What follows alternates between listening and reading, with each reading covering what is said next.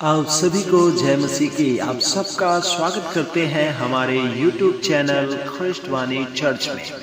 और आज की कहानी है उड़ाऊ पुत्र की कहानी, जिसका वर्णन आपको लूका की किताब 15 अध्याय 11 वचन से 32 वचन में मिल जाएगा। तो मेरे प्रिय भाई और बहनों, आइए हम कहानी में आगे बढ़ें।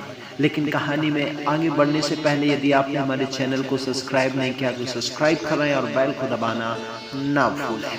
मेरे प्यारे भाई और बहनों, एक दिन यीशु उन बहुत से लोगों को शिक्षा दे रहा था जो उसकी सुनने के लिए इकट्ठा हुए थे। ये लोग चुंगी लेने वाले और साथ ही अन्य लोग भी थे जिन्होंने मूसा की व्यवस्था का पालन करने का प्रयास नहीं किया था। कुछ धार्मिक अगुओं ने देखा कि यीशु इन लोगों से एक मित्र के समान बात कर रहा था, इसलिए उन्होंने एक दूसरे से यह कहना आरंभ कर दिया कि यह गलत कर रहा है। यीशु ने उनको जो बातें करते हुए सुना, इसलिए उसने उनको एक दृष्टांत, एक कहानी बताई। एक व्यक्ति था जिसके 2 पुत्र थे। छोटे पुत्र ने अपने पिता से कहा, हे पिता, मुझे अभी मेरा हिस्सा चाहिए। अतः पिता ने अपने दोनों पुत्रों के बीच में अपनी संपत्ति का बंटवारा कर दिया। शीघ्र ही छोटा बेटा अपना सब कुछ इकट्ठा करके दूर देश को चला जाता है और वहां जाकर पापी जीवन जीने में अपने सारे धन को बर्बाद कर देता है।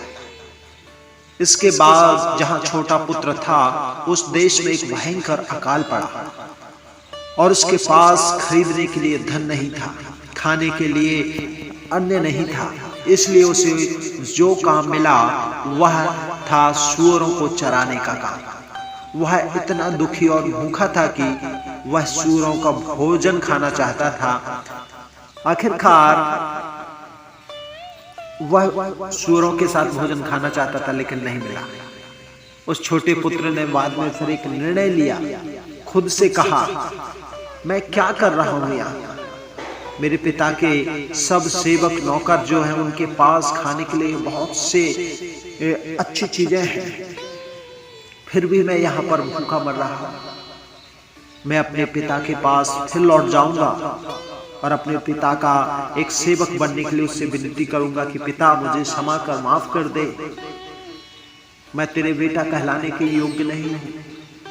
पिता, मैं तेरा पुत्र कहलाने के योग्य नहीं हूं, मुझे क्षमा कर, माफ कर दे।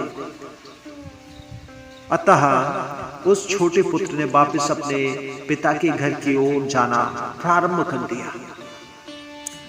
जब छोटा बेटा वह अभी दूर ही था, उसके पिताजी ने उसे देखा और उस पर तरस खाया। वह दौड़कर उसे अपने पुत्र के पास गया और उसे गले लगाकर उसे चूमा। उस पुत्र ने कहा, हे पिता, मैंने परमेश्वर के और तेरे विरुद्ध पाप किया है। मैं तेरा पुत्र कहलाने के लायक भी नहीं रहा पिताजी।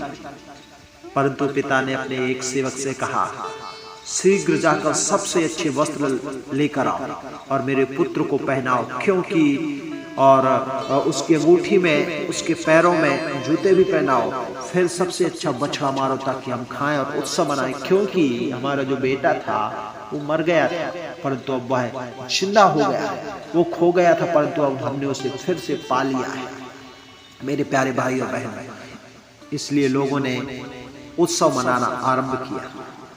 कुछ समय बीतने पर बड़ा पुत्र खेत में काम करके घर वापस आया। उसने संगीत और नाच की आवाज को सुना और अचंभित हुआ कि घर में क्या हो रहा है।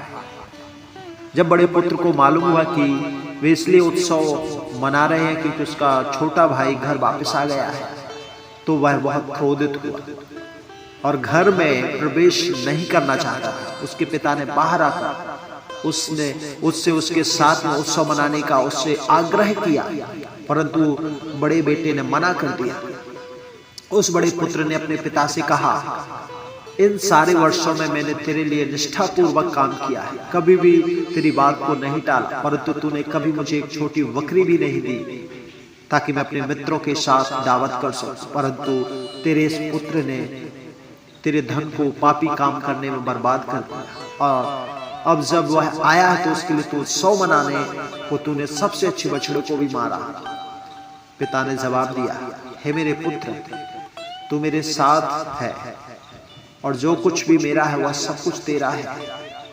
तेरा भाई जो था मर गया था परंतु अब वह जीवित है, वह खो गया था परंतु अब हमने उसे पा लिया है, इसलिए मैंने उसके लिए ये उत्सव मनाया। मेरे प्यारे भाइयों बहन, आज हमारे और आपके पास भी समय है। यदि हम खो गए, यदि हम आत्मिक रूप से मरे हुए हैं, हम जिंदा हो सकते हैं। पश्चाताप मन फिराकर अपने पिता के पास फिर लौट, वह आपको रास्ता देख रहा है।